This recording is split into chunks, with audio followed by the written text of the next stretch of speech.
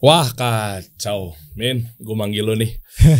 Ada apa lagi nih? Nih gue nggak tahu ya, ini buat lo yang ngehack nih, Anda kurang beradab dan kurang ajar, men.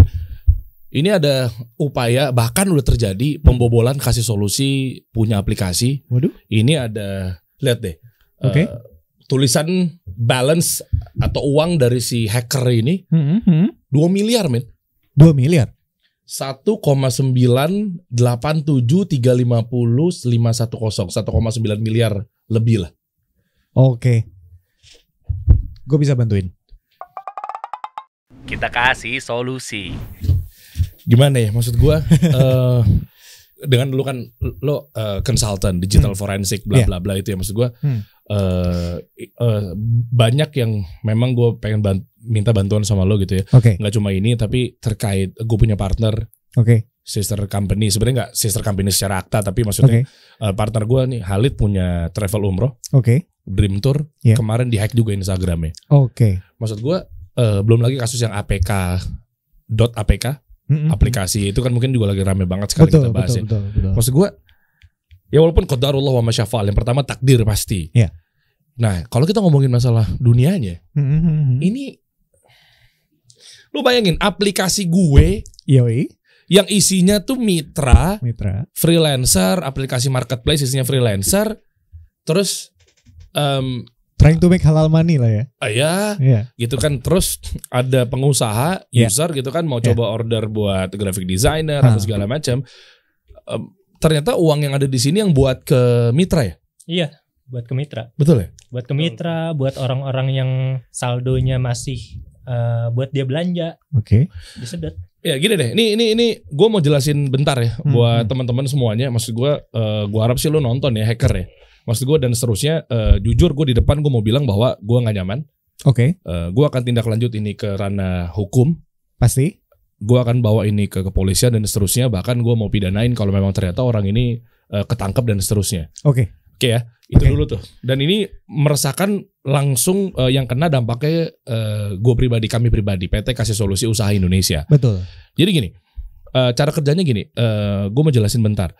Aplikasi Kasih Solusi itu kan marketplace khusus untuk freelancer lah. Jadi isinya tuh ada graphic designer, logo maker, video editor gitu ya, ilustrator, animator, fotografer dan seterusnya.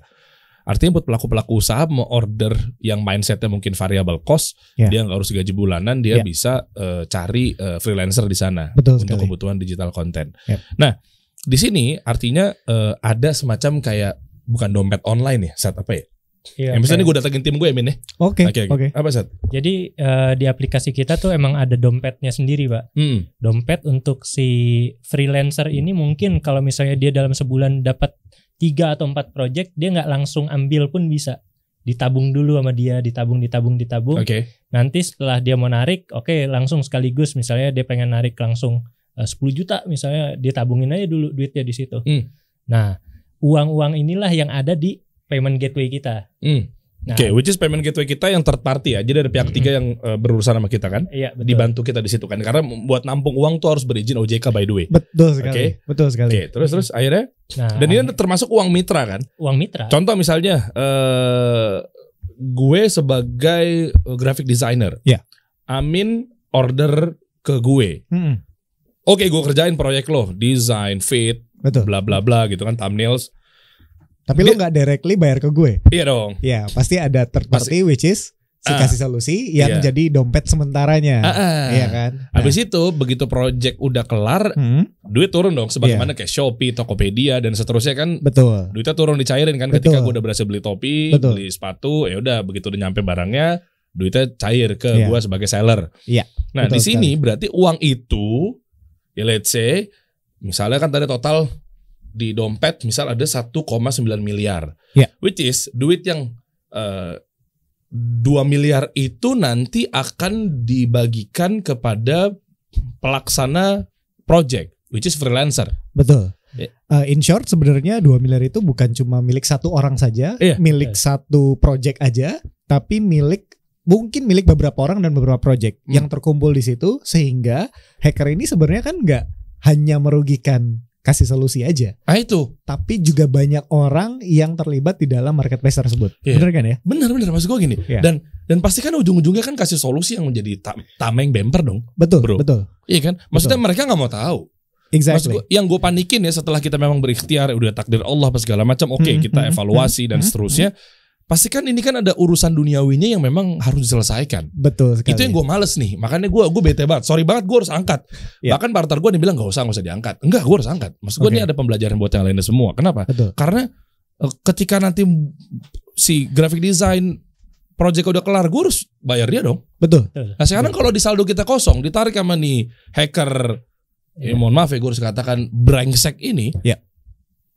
Iya, berarti kan gue gimana? Bayar duit gue sendiri gitu? Iya, nggak mungkin. Which is business works dengan flow yang sudah ada. Dengan ada orang yang mencuri atau melakukan abuse terhadap business flow tersebut, ya berarti bisa merusak tatanan the business itself gitu kan. Nama baik kasih solusi terutama. Karena kita hadir nih kan buat menjembatani ya, menjembatani antara si penyedia layanan sama si demand deh yang butuh layanan tersebut. Kayak misalnya tadi butuh merchandise atau ada yang butuh graphic design dan segala macamnya kan. Nah, memang ini harus ditindaklanjuti menurut gua karena ini udah jadi masuk ke ranah hukum. Karena sudah ada unsur-unsur pidana di situ. Karena sudah ada unsur-unsur yang cukup buat melakukan litigasi ke kepolisian, ke penegak hukum. Gitu. Ini berarti udah cukup bukti bahwa ternyata ada kasus seperti ini bisa dibawa ke pihak yang berwenang dan berwajib kayak gini. Bisa. Dan gue bisa jelasin ke lo lebih lanjut kenapa ini bisa jadi sesuatu yang bisa dijadikan bukti ke pengadilan karena hukum. Dan mungkin gue akan sedikit cerita dulu. Atau lo mau lihat dulu, atau mau tahu dulu detail pokok permasalahan nih, biar lebih kebayang gitu kali ini. Boleh. Coba gimana sih cerita kronologinya awalnya? Jadi, coba deh lu cerita deh. Jadi gini, pertamanya awalnya itu dia mencoba dia bisa masuk dalam tuh gara-gara apa gitu loh.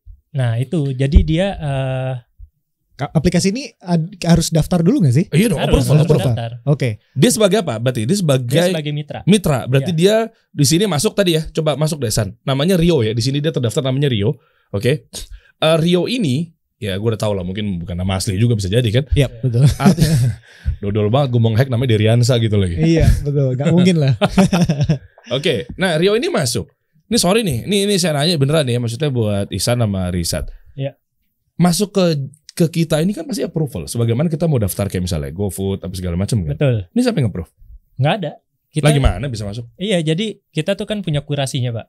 Kalau mau daftar harus ada nama, nomor, terus selfie with KTP dan lain-lain. Kita harus approve dulu. Terus ini tiba-tiba siapa yang approve? Nah gini, kalau misalnya kita ngobrolin. Enggak, bentar Min. Ini gue belum kelar dulu nih. Urusan internal dulu nih. Oke. Bentar, urusan internal dulu nih. Oke. Internal dulu nih, bentar. PIC siapa? Yang approve? Semua approval. Dimas mana? Di luar. Tapi dia pun bilang emang nggak sengaja kali tiba-tiba nge-approve. Emang di sistem kita lihat dia belum di-approve. Iya. Kan ini udah cara lihatnya gimana? Ini udah cancel, verified kan cancel nih. Enggak centang, Pak. Iya. Oh, oke. Kalau misalnya centang berarti udah di-approve sama Dimas. Ini yang lainnya? Oh, itu klien ya. Yeah.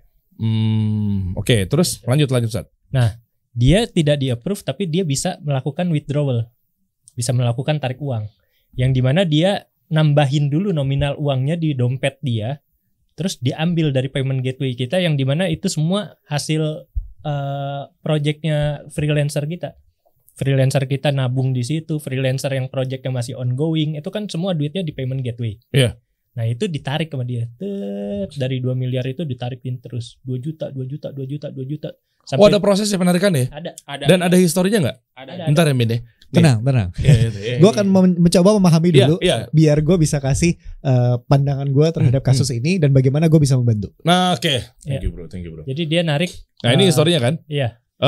Awalnya dia totalnya berapa? Coba dari penarikan aja. 2.000. Oke. 20.000. 20.000 dia coba narik pertama 20.000 pertamanya. 20.000. Pertama dia coba tarik 20.000. Terus dia narik lagi 1.900.000. Terus dia top up lah 2 miliar. Baru dia coba 2 juta. Habis gitu mungkin 2 juta ya udah nggak bisa, dia coba lagi 100 ribu terus ke bawah. Iya. Oke, terus yang tadi coba balance-nya dia. Akhirnya total balance-nya dia si Rio ini dengan nomor handphone sekian itu. Iya. Nanti lu bisa jelasin ya. Kan tadi bagus tuh di offer kenapa gue juga mungkin sebutin nomor handphone apa enggak di secara publik gitu ya. Yes. Oke, si Rio ini ternyata total balance-nya 1.987.350.510 rupiah. Saldo kita sekarang berapa? 45.000 Iya, terakhir. 45.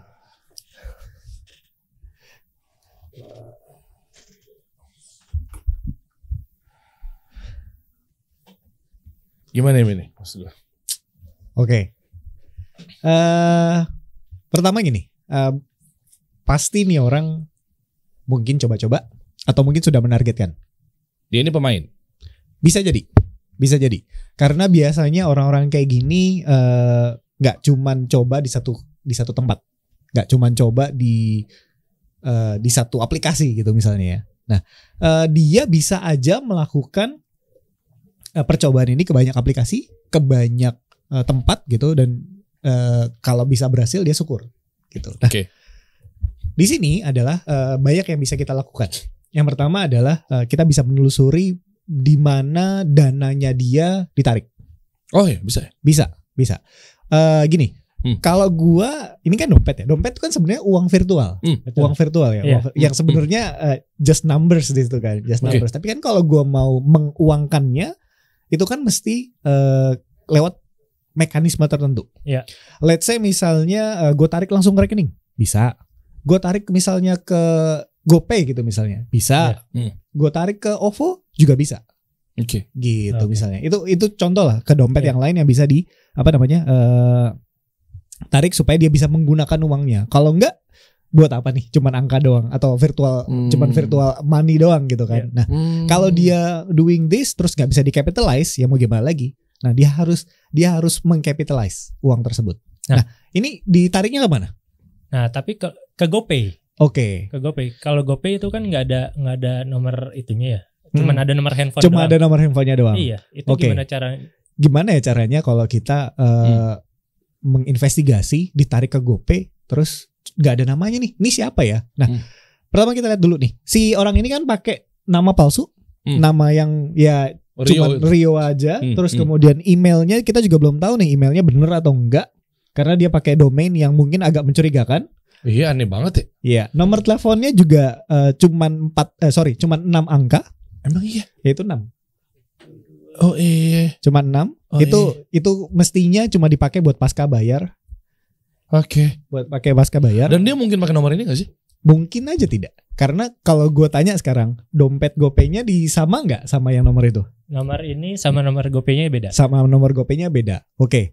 Berarti kan dia cuma lakukan nomor ini cuma buat daftar aja kan, berarti kan. Cuma buat daftar aja kan. Dan GoPay itu tempat dia nantinya buat bertransaksi ya. Bertransaksi. Misalnya dibeliin makanan, misalnya GoPay itu bisa dicairin gak sih by the way? Bisa.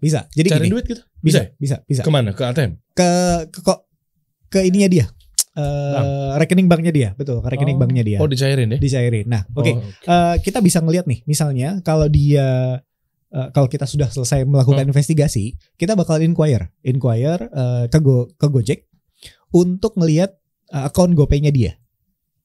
Akun GoPay-nya dia, kita akan bisa lihat, kita buka akunnya ini milik siapa.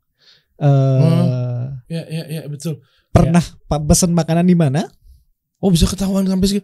Oke, even pesen makanan tuh bisa dipidanain ya, karena penggunaan uang atau uang ini kan pencurian kan? Iya, jadi gini, misalnya gini, gue berpikir adalah kalau nomor aja kan kita mungkin nggak tahu ya orangnya siapa ya. Betul. Tapi kan kalau kita bisa lihat status transaksinya, pernah kirim GoFood kemana, pernah beli GoFood kemana, pernah Gojek pick up kemana, pernah diantar kemana, paling nggak kita udah tahu rumahnya ada di mana, alamatnya ada di mana, betul?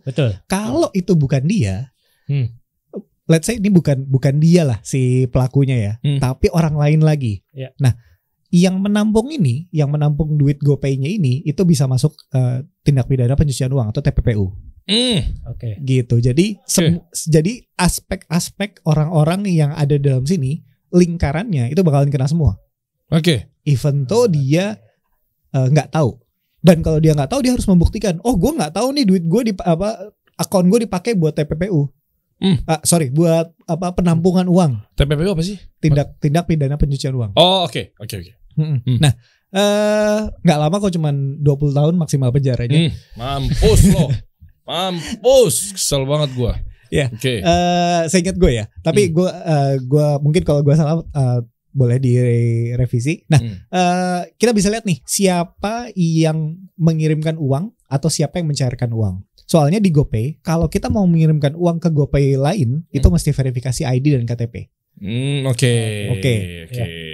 Jadi after podcast ini selesai, mungkin gue akan lakuin yang namanya digital forensic and incident handling. Oh, jadi lu gak bisa langsung mutusin gitu ya? Yes. Gue pengen tahu cara kerja lu gimana as a consultant digital forensic. Maksudnya lu berarti masuk ke dalam dulu, ke dashboard gue. Ya, jadi gini, yang akan gue lakukan adalah as a digital forensic and incident handling consultant adalah pertama, pekerjaan kayak gue itu jarang banget, tapi ada.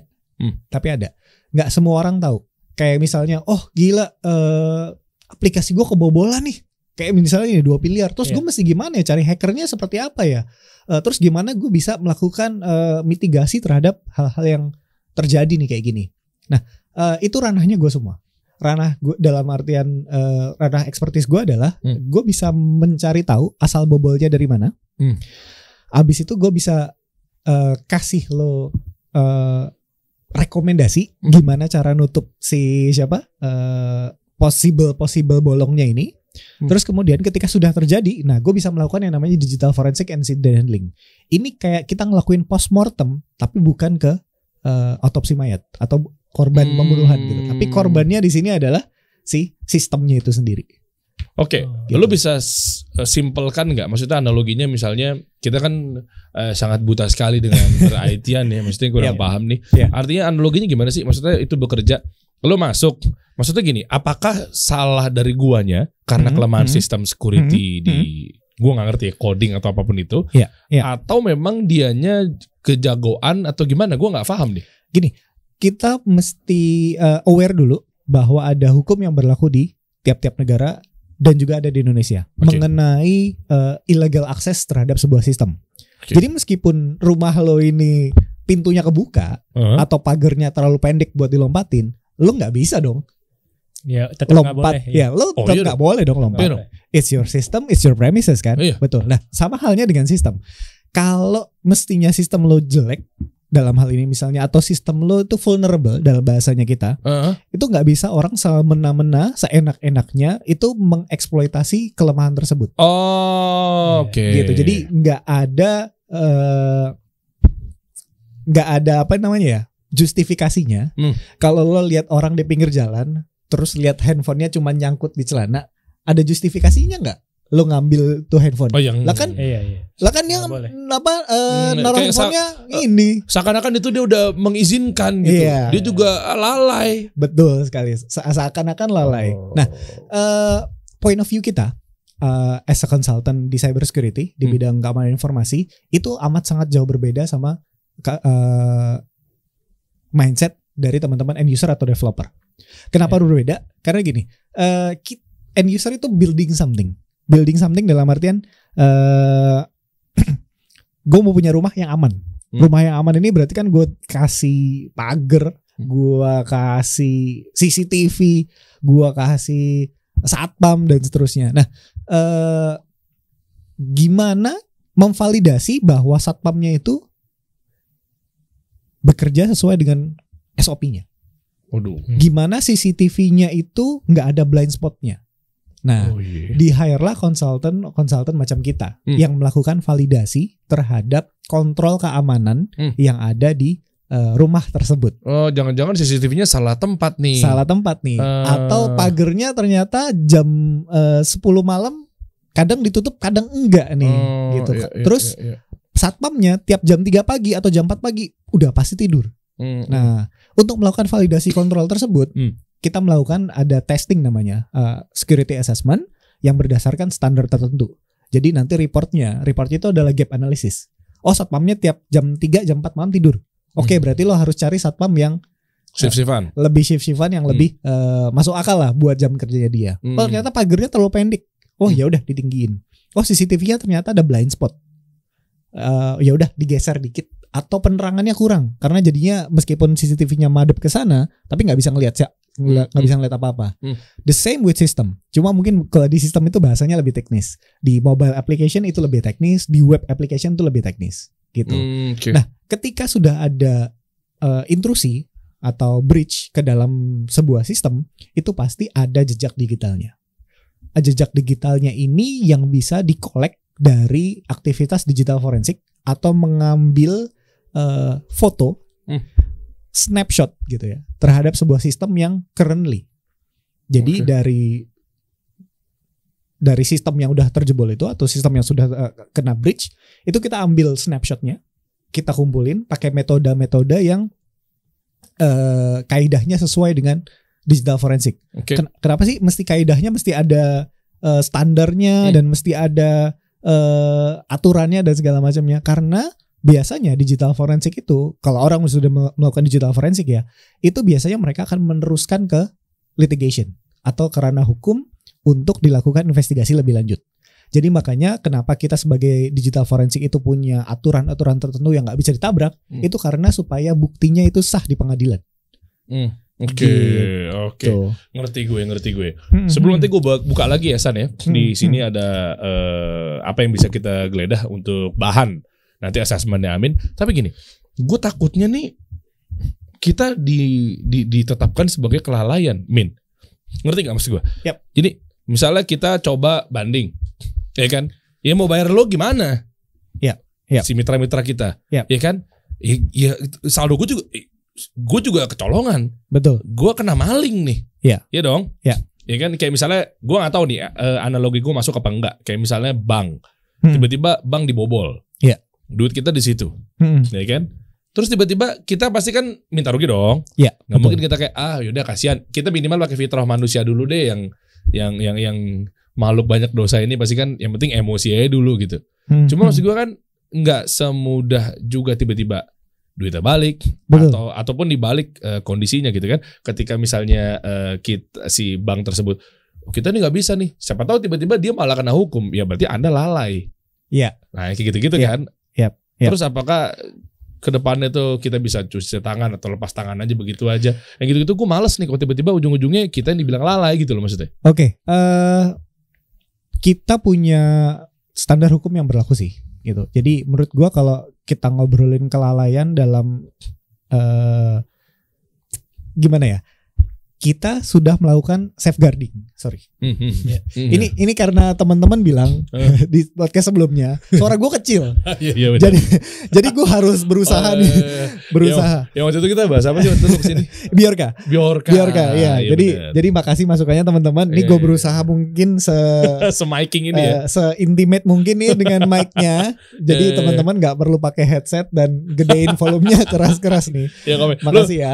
Lu kiri dikit. Oke, gue kiri dikit. Nah gitu. Sebenarnya gini gak apa-apa bro. Oke. Gitu. Lanjut. Oke. Di lalai tadi lah. Ya, yang lalai itu tadi. Gue belum nemu nih pasal di mana kalau misalnya kita udah melakukan safeguarding, pasti dari sisi lo untuk membuilding aplikasi itu kan punya kaidah-kaidah tertentu ya. Kaidah-kaidah tertentu ini yang diaplikasikan supaya nggak ada orang yang tiba-tiba login habis itu langsung langsung tarik duitnya. Iya. Nggak mungkin kan. Ya, pasti ada step-stepnya, ada safeguardingnya dan segala macamnya. Menurut gua kaidah-kaidah itu kalau sudah diterapkan dan terus kemudian ada yang masih breach, ada yang masih melakukan eksploitasi terhadap kelemahan tersebut, itu menurut gua bukan kelalaian. Ini sama aja kalau gua bilang ya.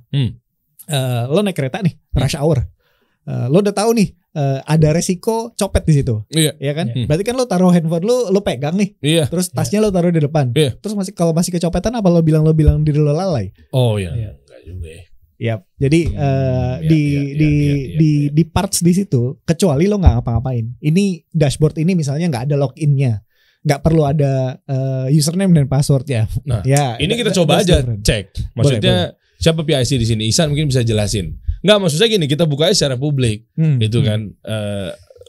Jangan-jangan kita harus fair juga sih. Jangan-jangan mungkin kami punya sistem apa namanya, masih lemah lah, bisa dibilang seperti itu. Coba yang butuh lo tanyain apa, yang butuh lo investigasiin apa, mungkin tim gue bisa jawab. Kayak misalnya loginnya gimana, ininya gimana, cara pencairan gimana, nanti lo tinggal validasiin. Oh ternyata sebenarnya sih ini udah di ranah yang minimal nggak usah nyampe ke ISO, tapi misalnya minimal ini udah standar yang benar gitu loh, maksud gue. Nggak tahu, gue nggak ngerti bahasa lo lah.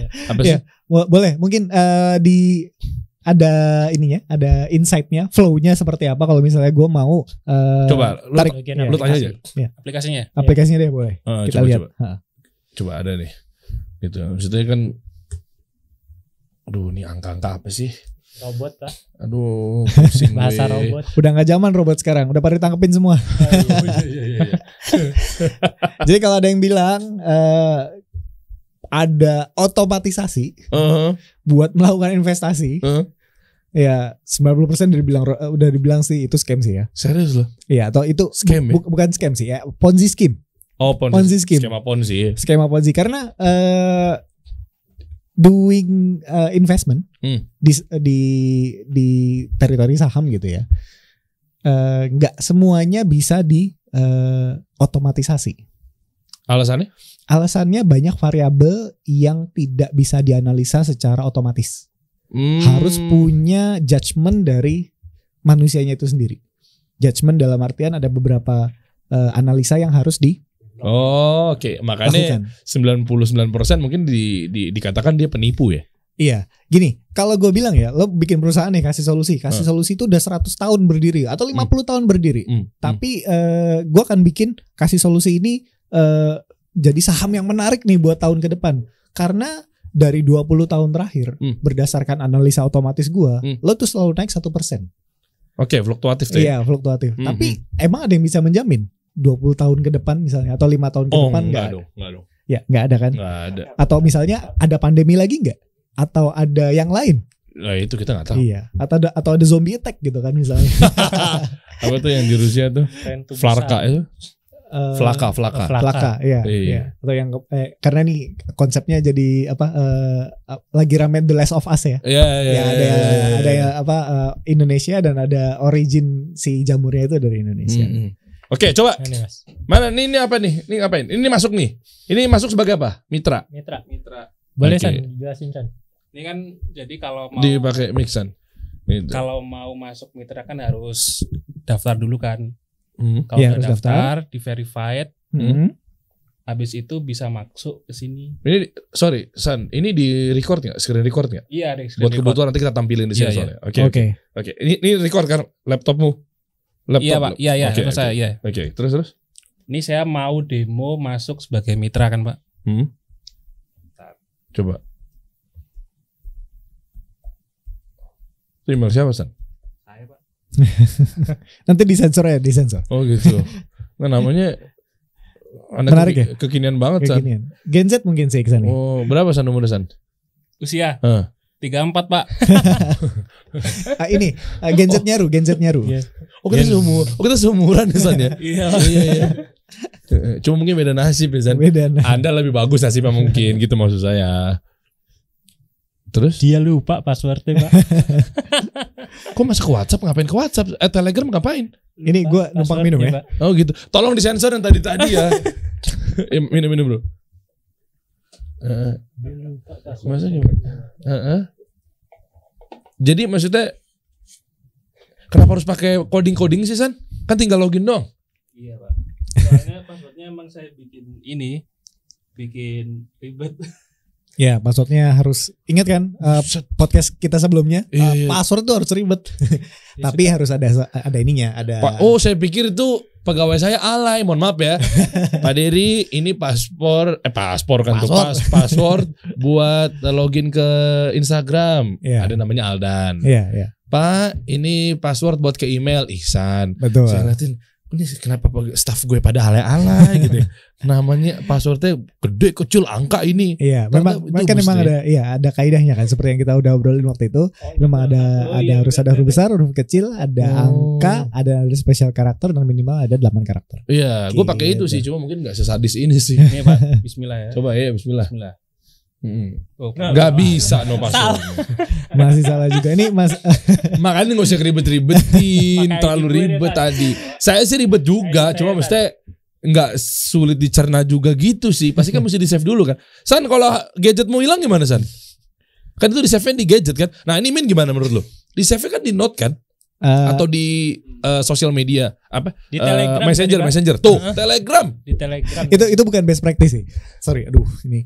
Best practice-nya adalah kita bisa pakai password manager atau kalau kita emang nggak ini ya, kalau kita memang tidak punya ingatan yang kuat gitu. Bahkan punya ingatan yang kuat pun kadang kalau punya 10 account passwordnya beda-beda pasti bingung. Nah, best practice-nya mungkin punya password manager. Nah, mungkin paling gampang adalah Google Chrome itu punya password manager sendiri. Gitu. Okay. Jadinya dia bisa nyimpen password kita terenkripsi end to end. Bukan taruh Telegram gini? Bukan. Lah kalau taruh Telegram kan bisa juga kena bajak ya?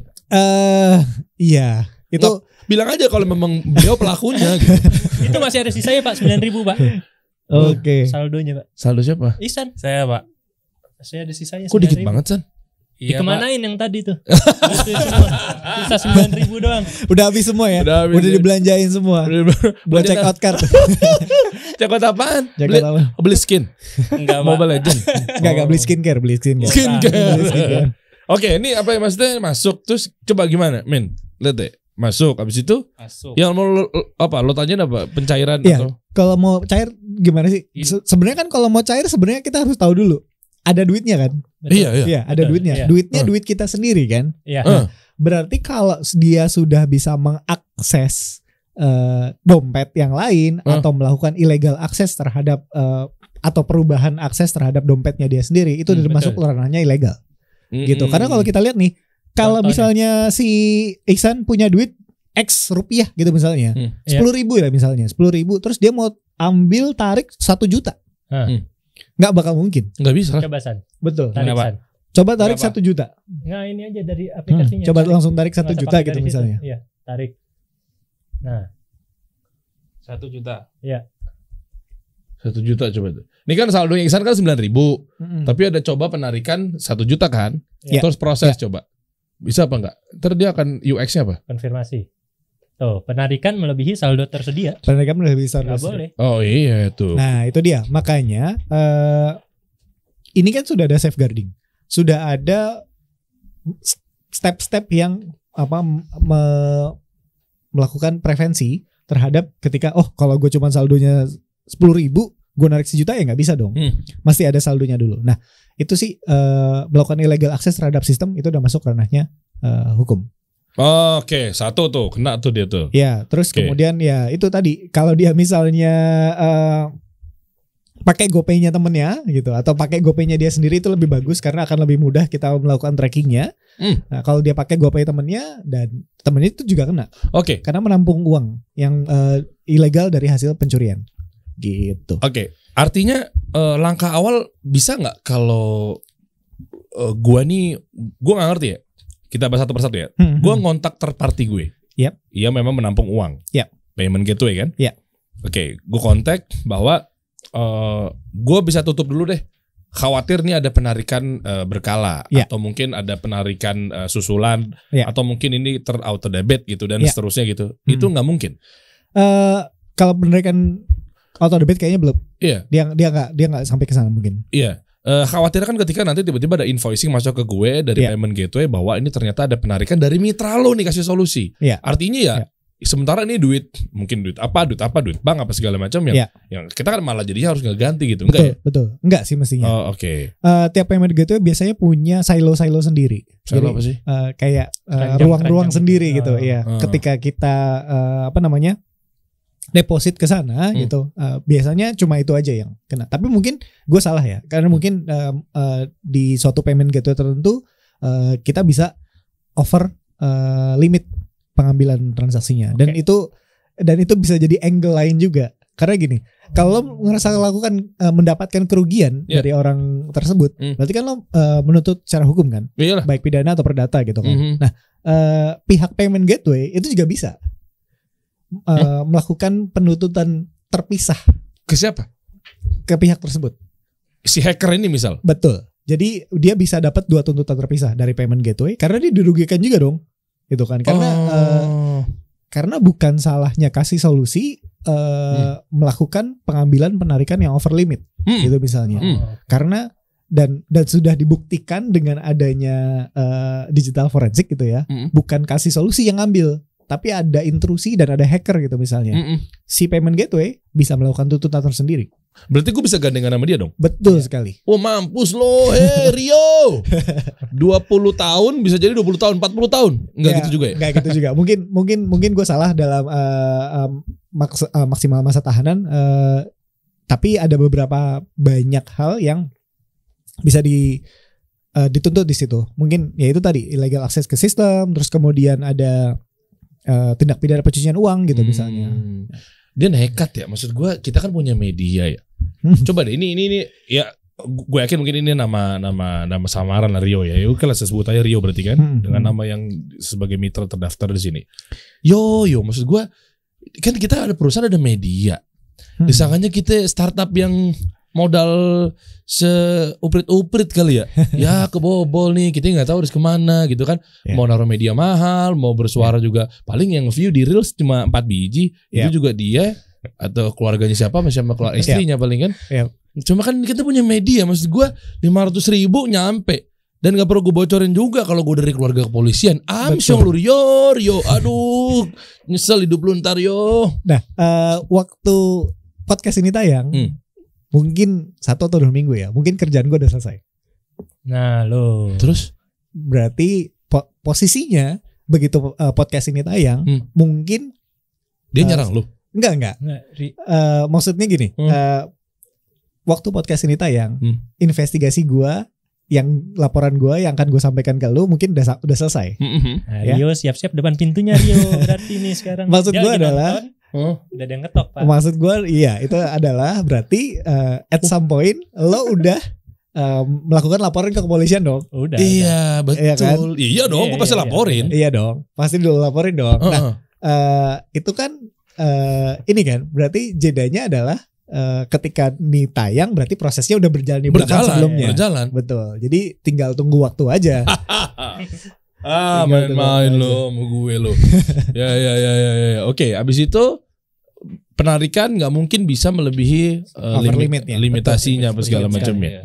Harusnya kan kita udah memaksimalkan kan dan seterusnya. Ini sama nggak sih kayak proses tadi lu sempat singgung mengenai point of view gue sama point of view hacker berbeda. Betul. Mungkin kita udah ngamanin barang kita di dokter begini apa segala macam, tiba-tiba kecolongan kan tetap aja kecolongan.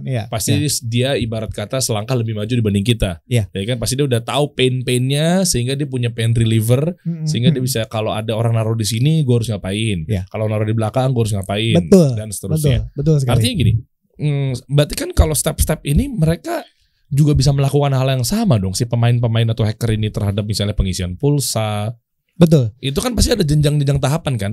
Atau mungkin mau masukin ke ATM, pasti kan ada PIN lagi. Contoh gini, misalnya di bank mobile yang ada di handphone kita. Mobile banking. Mobile banking. Itu kan ada PIN, saya lupa deh. Lo mesti masuk dulu ke aplikasinya, either biometrik atau pakai PIN. Itu tapi namanya apa sih? PIN transaksi itu berbeda lagi. Iya kan kayak gitu ada kan. multi-step verification. Multi-step verification. Itu kan multi-step tuh, tep gitu. Artinya point of view hacker gimana tuh dengan masa dari pertama kali bisa langsung dibobol? Jadi kalau kita ngobrolin yang ada multi-step verifications itu ada cara gampangnya. Dibocorin jadi inspirasi, amin. Enggak cara gampangnya. Bukan cara gampang untuk ngebobolnya, bukan kan? Bukan. Tapi ada caranya gimana mereka bisa melakukan bypass terhadap hal tersebut gitu. Makanya rame yang kemarin undangan pernikahan pakai APK. Iya, undangan pernikahan pakai APK. Terus kemudian tolong dibuka ya undangan saya nih gitu kan. Sama kurir ini paket. Lo nyampe nggak? Kurir paket juga gitu. Kurir paket juga gitu. Iya, ada paket nih. Coba dilihat. Oh iya, yang kurir paket juga. Iya. Ini paketnya gitu-gitu kan? Iya.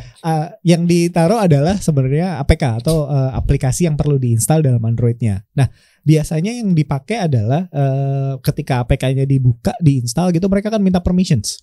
Permissionsnya ini dia bisa ngakses misalnya akses ke SMS, telepon, terus kemudian ke galeri dan seterusnya. Nah, nanti ketika kita sudah install tuh aplikasi, itu dia bisa membaca aplikasi apa aja yang ada di dalam handphone kita, galeri apa aja yang ada di dalam handphone kita, foto dan segala macam. Terus dia bisa lihat mungkin telepon dan SMS.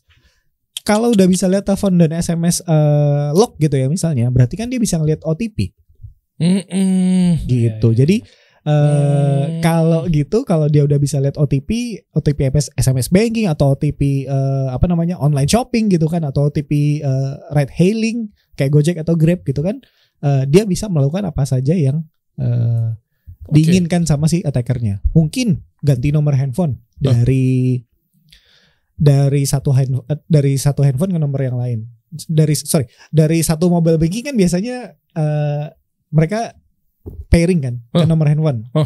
Nah, dia bisa pindahin pairingannya itu ke nomor handphonenya dia. Ngeri banget ya. Iya, jadi makanya rame sekali dan itu jadi viral, terus langsung banyak orang yang rugi.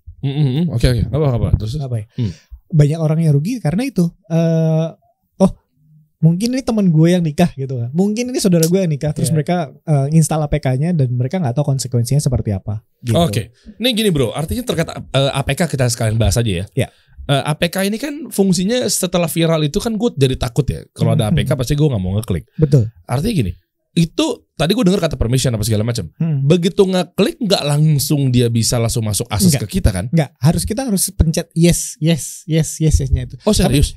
Tapi kita gue mau nyobanya takut gue. Nggak semua orang punya awareness kayak kita. Awareness dalam artian mesti diinstal nih. Kok mesti diinstal gitu kan? Nah itu diinstal aja udah tanda kutip kan? Iya, kan? Betul sekali. File harus diinstal. Undangan pernikahan tuh harus diinstal gitu kan? Di download. Oh berarti kalau nggak sengaja ngeklik pun juga nggak apa-apa kan? Nggak sengaja ngeklik masih nggak apa-apa. Tapi kalau misalnya sampai yes dan keinstall gitu, ya itu baru yang berbahaya gitu. Jadi gue ngerti kenapa lo on short notice panggil gue kesini lagi karena memang harus diingetin terus-terusan. Iya benar. Gak bisa gue sekali datang terus semua orang bakalan aware sama cyber security itu gak mungkin. Bisa. Jadi even dia udah nonton pun pasti kan lengah juga pasti gitu. Lengah juga. Makanya gue sangat berterima kasih dengan adanya sama-sama Amin the Green Boy ini. Kemarin datang ke sini pakai baju hijau. Sekarang lu hijau lagi. Yes, karena emang sebenarnya teman-teman gue panggil gue Green. Oh, makan panggilannya Green. Gue pikir mau nyalek. Partai hijau. Oke, berarti APK begitu fungsinya. APK begitu. Dan APK ini apa sih maksudnya? Gue nggak paham gue. Oke, jadi kalau kita ngobrolin aplikasi yang diinstal di handphone kita, terutama Android ya, itu extensionnya adalah .apk. Kita nggak pernah tahu extensionnya .apk karena kita biasanya menginstal dan harusnya akan seterusnya menginstal itu dari Play Store. Oke. Atau dari Google Apps gitu kan, Google Play Store gitu. Nah, jadi sebenarnya kalau mentahannya file yang diinstal itu namanya APK. Dia bisa jadi juga hadir di App Store. Kalau di iOS beda. Kalau di iOS itu extensionnya namanya IPA. Tapi menginstal .ipa atau menginstal file third party di luar dari App Store-nya iOS itu jauh lebih susah. Oke. I mean gini, si APK ini mungkin nggak dia juga mengelabui Play Store maksud gue. Jadi dia pajang tuh ada aplikasi kita nih. Oke, aplikasi kita kan biasanya apa sih, get atau download sih biasanya.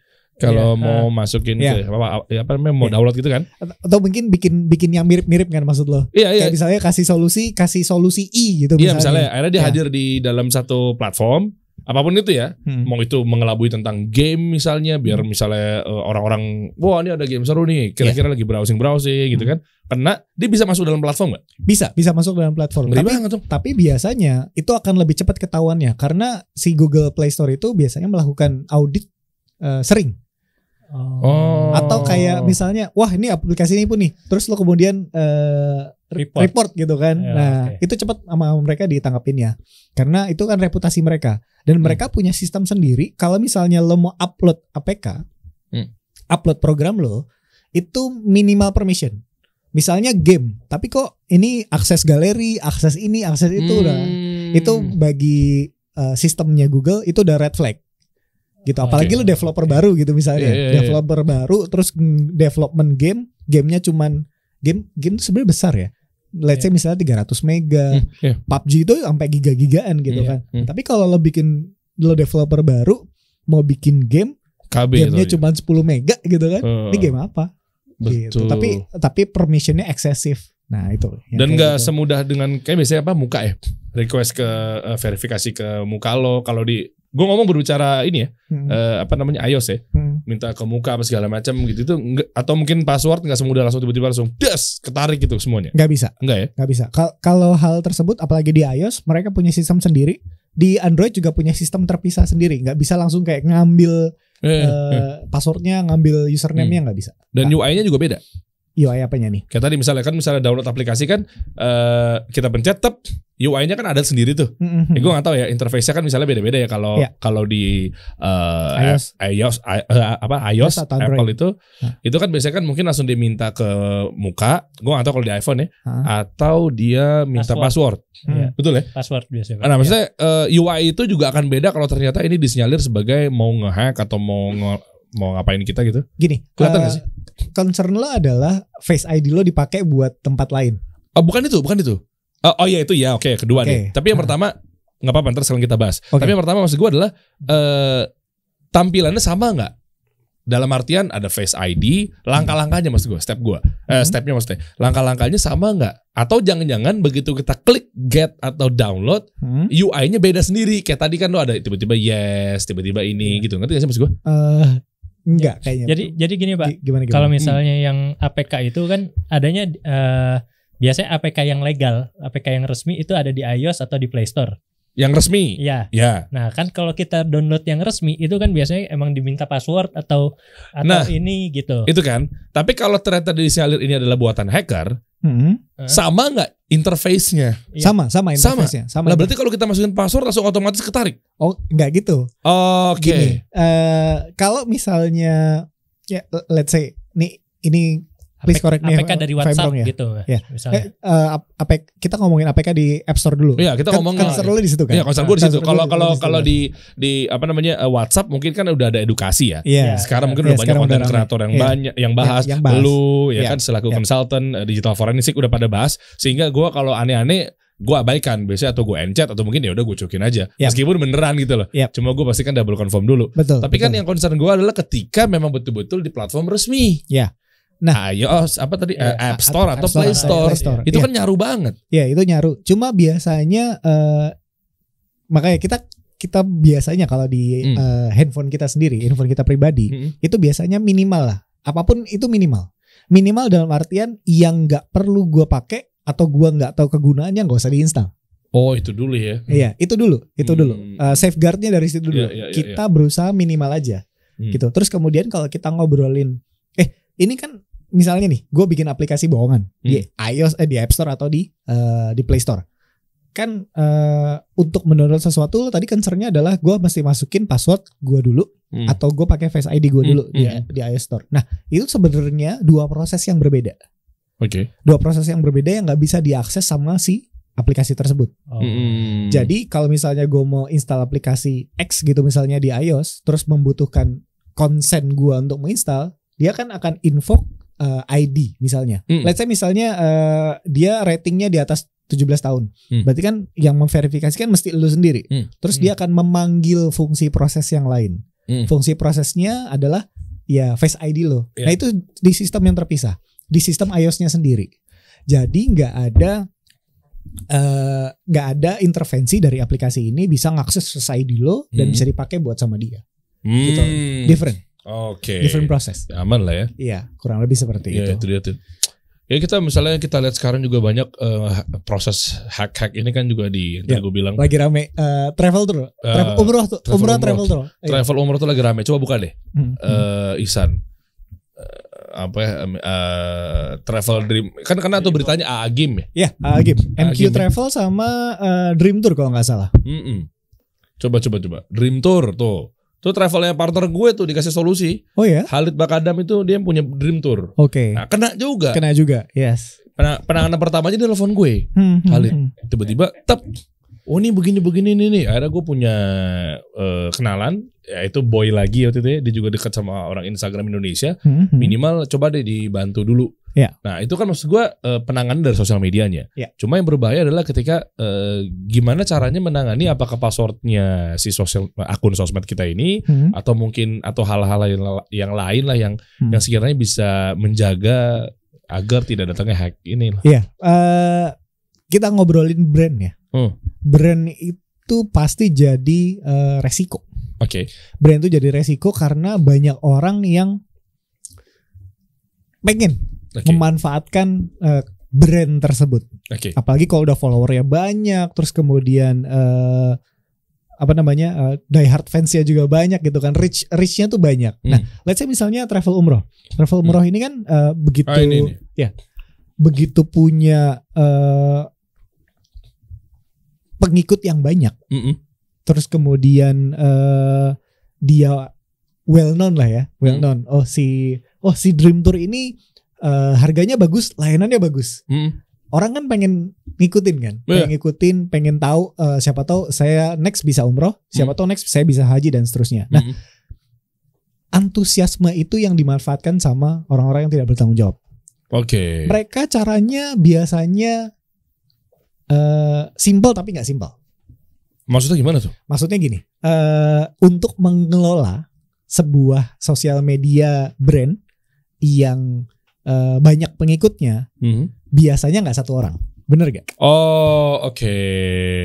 Biasanya nggak satu orang. Betul. Dan tiap orang ini punya pengetahuan berbeda-beda as an admin, ya. Apalagi kalau kita ngobrolin social brand, pasti ada aja yang message dia untuk menanyakan sesuatu. Oh iya, bener kan? Aduh. Kan gue mau inquire, kan gue mau nanya. Pasti dia akan lihat siapa aja yang DM dia dan dia akan coba berusaha berinteraksi sama calon customernya, gitu kan? Betul. Ya apalagi pelaku jasa apa segala macam. Betul, kan? apalagi pelaku jasa dan atau pelaku produk. Nah, ini yang dimanfaatkan sama orang-orang yang tidak bertanggung jawab. Mereka biasanya akan mencari angle yang kira-kira cocok buat si pelaku jasa tersebut, supaya mereka mengklik link tersebut, tautannya. Nah, ini gue udah duga nih. Ya. Karena ada yang bilang katanya jangan-jangan adminnya pernah ngeklik link sesuatu kali ini. Betul. Nah, karena amat sangat sulit kita melakukan hacking Instagram atau sosial media lain ya. Kalau misalnya sudah ada tuh factor authentication, terus kemudian kita sudah punya password yang berbeda gitu, passwordnya kuat gitu, nggak mungkin directly bisa langsung jebol, nggak bisa. Tapi pasti ada human interaction di situ. Betul. Makanya namanya teknik yang cocok buat melakukan hacking terhadap sosial media atau akun-akun yang lain gitu, itu namanya social engineering. Kita memancing seseorang supaya melakukan apa yang kita mau. Contohnya kayak misalnya dia dikasih link, oh ternyata pasti login, ya udah gue masukin login dan username dan password gue. Iya, itu kena call to action tuh dia tuh di situ tuh. Kena tuh dia tuh. Iya kan, soalnya waktu itu pas kasus tentang travel umroh itu pada kebajak, gue coba soroti ke Dream Tour dulu ya. Dengan Dream Tour kan bisa dibilang kan ini travel umroh terbesar lah di Indonesia.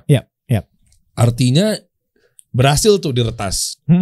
Gue ngeliat, maksudnya kan gue juga pelaku digital marketer lah ya istilahnya. Betul. Tiba-tiba di story-nya dia kayak ngumumin apa giveaway apa segala macam gitu-gitu kan. Atau dia jual produk yang harganya miring banget. Nah terus gue amatin, ternyata di story-nya dia begitu dia coba bilang, ayo ada yang mau lagi nggak nih, yo iPhone tipe ini apa segala macam, klik di sini ya.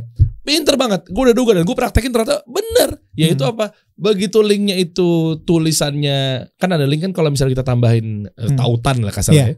Itu kan tulisannya kan bisa masukin link di situ di stikernya si Instagram. Pilih yang link kan. tautan di situ. Pas pilih link kan bisa di customize. Iya betul. Bisa diganti namanya. Gak kelihatan kan? Iya kan, bisa diganti misalnya. Biasanya gue kayak full version di sini, video lengkapnya di sini. Betul. Dia ini Dream Tour nih, si hackernya Dream Tour. Terus tiba-tiba di IG story-nya tulisannya ada mau lagi nggak iPhone yang ini dengan harga segini? Semua udah membuktikan dan merasakannya nih. Ya udah buruan ya WA gue di sini misalnya. Tulisannya apa coba? Kan ada link, kan ada gambar linknya tuh. Ya gambar kan? rantai. Kayak rantai. WA.me. Ya. Me. WA me. Akhirnya gue bilang, oh begini. Gue ngeliat, gue ngesin. Gue klik selesai tuh mungkin ya. Oke, gue coba deh simulasi. Gue mau coba ke story gue. Apapun itu gue foto, cepet, random ya. Akhirnya gue coba masukin link. Apapun itu, gue tuh nyobain pakai linknya YouTube-nya Kasih Solusi. Terus gue customize teksnya, jadinya wa.me bisa. Iya. Ngerti nggak maksud gue? Iya. Jadi ternyata memang, bukan wa.me aslinya. Iya, memang caranya seperti itu. Dia maskingnya seperti apa. Jadi si orang-orang kayak gini biasanya komplotan sih. Oh. Karena nggak mungkin mereka kerja sendiri. Harus ada yang doing itu ke ratusan account, ke ribuan account, terus bikin postingan, terus bikin apa namanya? Jadi customer service-nya. Kalau sendiri capek ya mungkin. Kalau capek men. Sama seperti halnya dengan Ihsan juga lagi merasakan kelelahan dan capek sekarang. Artinya Ihsan ambil bangku juga nggak apa-apa Ihsan. Maksudnya kan tadi biar serem aja. Masa gue harus bongkar di sini sih kan. Masa harus dikasih tahu tentang dramatisir tentang kita lagi mau ngapain nih gitu. Nggak apa-apa bisa ambil bangku Ihsan. Nggak apa-apa serius keluar dulu nggak apa-apa. Ada bangku nggak yang ini Dan? Nanti kita edit. Nggak serius. Oke, coba mungkin dari Rizal. Ya, kalau dari saya sih menyingkapi kejadian ini ya emang ya gimana ya, musibah ya. Jadi emang ya kita mesti banyak-banyak apa ya introspeksi juga. Dengan adanya ini kita juga jadi dapat pelajaran gitu kan. Tapi saya punya concern juga untuk mitra mungkin. Kalau yang udah projectnya selesai, ambil aja uangnya. Nggak usah nabung-nabung dulu deh, kasih solusi. Ya Pak, nih manajer Kasih Solusi. Jadi dia udah menghimbau nih. Jadinya, tapi mungkin setelah selesai, setelah ini podcast ini tayang, mungkin everything is, udah better ya. Udah better. Udah selesai. Ya. Jadi untuk precaution saja mungkin teman-teman bisa ngelakuin withdraw dulu uangnya yang ada di sana. Tapi semoga setelah pas podcast ini tayang semua masalah udah selesai. Amin. Dan gue mau lihat batang hidungnya Rio ada di balik jeruji penjara ya. Yoi. Amin. Iya dong, biar nggak ada Rio yang lainnya. Benar. Dan juga mungkin kalau biar objektif, biar juga pelaku tech company, startup, ya apapun itu ya, juga tadi udah didapat ilmu ya. Juga mungkin jangan juga kita kayak asal aja mungkin ya, diperhatikan. Ya kan diperhatikan aspek-aspek keamanannya gitu. Tapi ya gitu. Pekerjaan gue tuh amat sangat spesifik. Jadinya nggak semua startup atau perusahaan company itu aware. Mungkin lu juga baru tahu kan kalau gue sebenarnya bisa melakukan digital forensik untuk ke arah litigasi penyidikan gitu kan. Iya, gue baru tahu. Yang gue lakuin itu gue nggak bisa bilang bahwa si X adalah pelakunya. Lah terus? Tapi yang gue lakukan, yang gue bisa kasih adalah, oh ini ada bukti, ada X login di sini jam segini melakukan penarikan ini. Tapi kalau untuk melakukan judgment ya, kalau si X adalah orang yang melakukan ini adalah bukan gue, tapi pihak kepolisian. Makanya gue gak bisa bekerja sendiri. Tapi gitu. Lu tadi bisa bantu gue sampai tahap apa nih? Tahapnya adalah membuktikan bahwa ada aktivitas A di hari B dengan C yang potensinya adalah merugikan dan melakukan penarikan. Dan itu semua laporannya udah bisa di-compile, dimasukin ke litigasi, laporan kepolisian. Terus habis itu lo bisa masuk ke Gojek buat minta data-data GoPay-nya. Nah, habis itu baru deh. Oh, oke. Dan orangnya ada di mana tuh? Pihak siapa yang bisa mengetahui? Nanti bisa dibantu sama pihak polisian dan pihak Gojeknya. Oke, dan ketahuan ini penarikannya itu di daerah mana gitu, bukan? Bisa seperti itu. Karena kalau misalnya gue GoPay dan gue mau tarik misalnya di Alfamart gitu ya. Oh iya. Iya kan? Yeah. Diambil CCTV-nya gitu hari itu jam segitu gitu kan. Wah, kan jejaknya pasti ada ya. Ya. Deduksi kita nih sebagai konsultan keamanan informasi itu kita berusaha kalau gue yang melakukan itu, apa yang gue lakukan? Kalau gue yang ada di pihak bad guy, apa yang gue lakuin? Nah, kalau kita di pihak konsultan digital forensik ya kita melakukan reverse terhadap hal-hal yang kalau gue lakuin gimana sih? Gitu. Dan gue mungkin bisa bilang gini gak sih? Nggak tahu ya, gue dari asas baiknya lah, misalnya pengen berbaik-baik aja sama dia nih misalnya. Misalnya contoh lo lagi nonton nih hackernya nih atau siapapun itu yang nonton lah ya. Artinya dengan gue misalnya ada di ranah yang baiknya, yaitu coba deh, gue masih kasih kesempatan untuk lo untuk berbuat baik juga ke gue terkait misalnya balikin uang, minta maaf muncul dan seterusnya. Kalau memang ternyata dari sekian kali 24 jam misalkan enggak, gue akan urus. Nah maksud gue kalau itu akan jadinya mereka bermudah-mudah gak ya? Kalau ketemunya orang baik misalnya ketemunya untungnya gue gitu misalnya. Kalau yang lainnya kan gini. Gue ngelihat lo as a good person. Gue ngelihat Mas sebagai good person. Apakah itu jadi keuntungan buat gue karena lo orang baik, gue bisa ngambil duit dari lo? Gitu. Ini sama aja kayak kasusnya kalau kita ngobrolin pengemis yang pakai misalnya pakai cara-cara untuk memelas belas kasihan. Dia bisa jadi lebih kaya daripada kita. Monthly income-nya. Karena yang dia jual adalah gue ngelihat gue pakai baju gembel, gue pakai gini, makanya honestly gue udah nggak pernah lagi kasih ke orang yang minta-minta karena menurut gue mereka itu cara bekerjanya adalah memeras belas kasihan kita. Betul. Gitu. Iya, dan juga kan nggak boleh minta-minta, men. Betul sekali. Nah itu dia. Jadi menurut gue keputusan ada di tangan lu. Kalau lo mau kasih ultimatum atau tidak, tapi buat teman-teman, bukan buat teman-teman ya, buat orang-orang lain yang ngerasa punya expertise atau punya kemampuan buat iseng kayak gini, sebenarnya kalau lo jadi konsultan profesional, itu ada ranahnya, ada tempatnya, dan ada jenjang karirnya gitu loh. Cari yang halal-halal aja. Cari yang bikin bisa lo tidur enak, rezekinya halal, nggak ketakutan kalau besok rumah lo bakalan diketok sama anggota polisi gitu kan.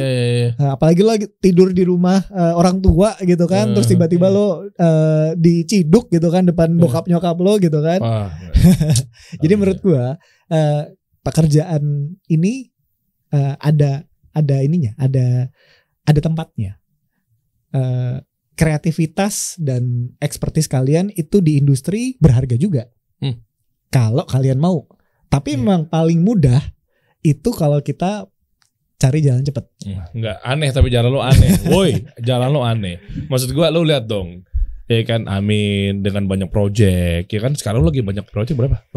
Ya ada beberapa lumayan yang kan? Cukup besar. Ada yang gue yang gue handle adalah salah satu critical infrastruktur di negara ini. Boleh gitu. Sebut gak sih? Jangan disebut deh. Oh, jangan disebut deh. Jangan disebut. Iya, maksudnya aplikasi-aplikasinya dan sangat membantu negara loh.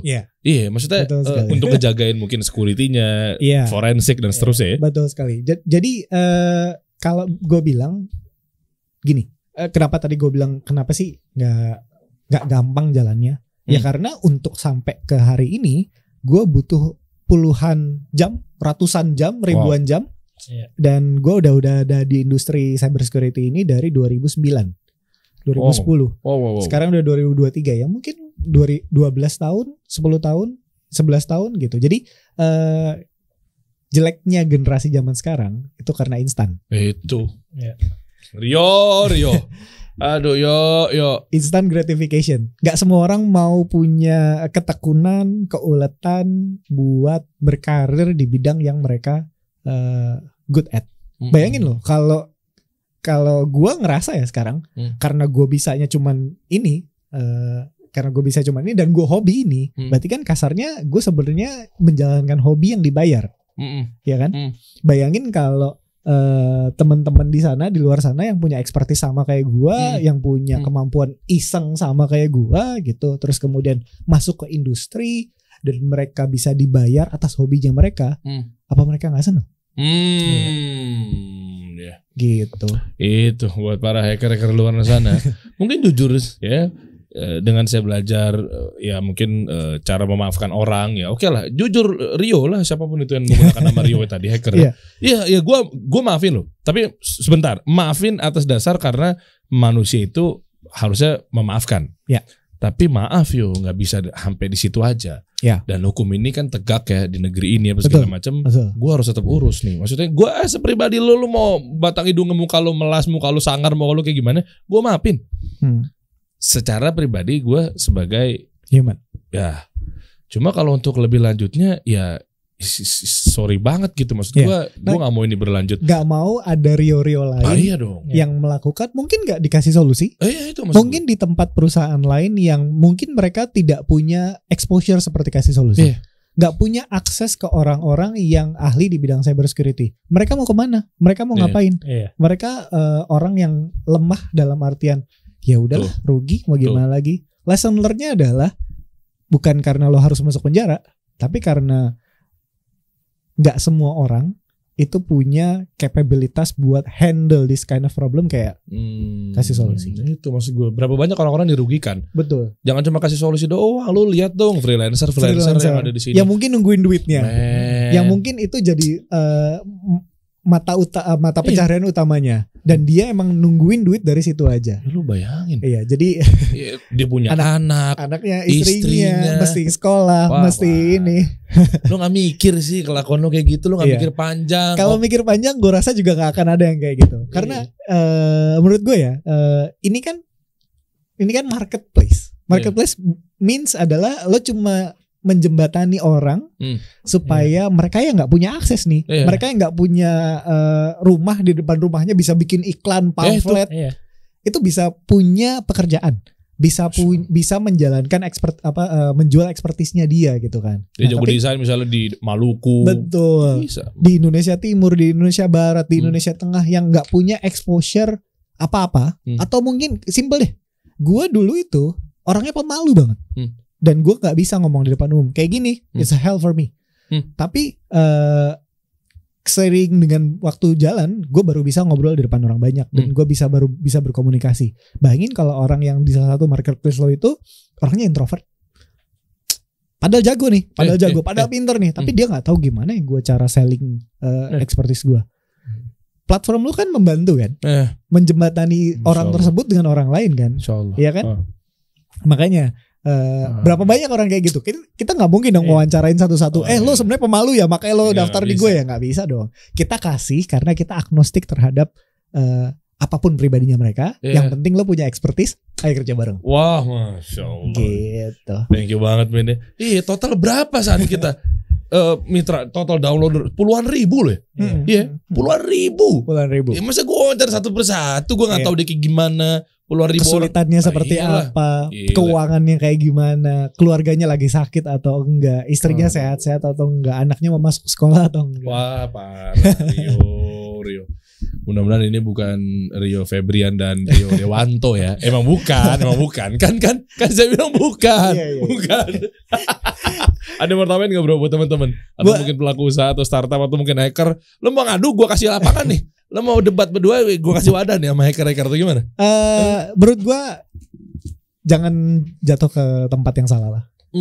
Jangan make mistake kayak gini menurut gue. Karena sekali lo let's say misalnya lo salah terus masuk penjara, mungkin itu yang bakal diingat sama semua orang tentang lo. Iya kan? Mas Dery nih, lo udah, gue yakin mas, dari lo bisa mampu berpikir, lo bisa bermanfaat hidup buat orang lain, lo pasti doing something. Ya kan? As small as lo smiling to other people, smiling to satpam. Yang diinget itu kalau lo masuk penjara, ya lo masuk penjara doang. Whatever happen, man. Selesai. Gitu. Kayak analogi orang pinjam duit ya. 10 kali kita kasih pinjam, tapi giliran satu kita lagi gak punya uang. Sorry banget Min, gue bener-bener gak bisa bantu. Gila lo pelit banget, dasar lo gitu kan. Iya itu dilupain, dia. Semua dilupain. Semuanya dilupain. Jadi pesan gue simpel sebenarnya. Kalau emang punya kreativitas dan expertise di bidang keamanan informasi, be a professional. Be a professional. bekerja di industri tersebut, cari pendidikan yang cukup gitu kan, berusaha. Gini, di industri ya, di industri nggak semua orang S1. Yeah. Nggak semua orang S1. Tim gua ada yang tidak lulus pendidikan tinggi, tapi dia punya kemampuan komunikasi yang cukup, dia punya kemampuan teknis yang lebih dari cukup, dan terus kemudian at some point dia berpikir, oh ya, gue mau nabung dari hasil gaji gue, dan abis itu gue mau apa namanya, usaha, bukan, mau lanjut pendidikan. Iya, jadi triggernya sebenarnya kalau kita lihat sebenarnya kan nggak ada, mungkin uang, mungkin juga enggak, tapi dengan lo jadi profesional, lo jalanin hobi lo, uang bakal ngikutin. Yes, benar. Gitu. Dan terakhir, hati-hati ya. Saya udah ngajak Amin, Anda hacker hati-hati loh. Anda mudah sekali untuk redup di negeri ini. Kenapa? Ingat nggak waktu Amin pernah duduk di sini pertama kali kasih solusi kita posting. Era Bjorka kita bahas kan Bjorka kan. Naik postingan, Bjorka hilang. Ada 2 kesimpulan. Memang Bjorka takut sama Amin, atau Aminnya Bjorka.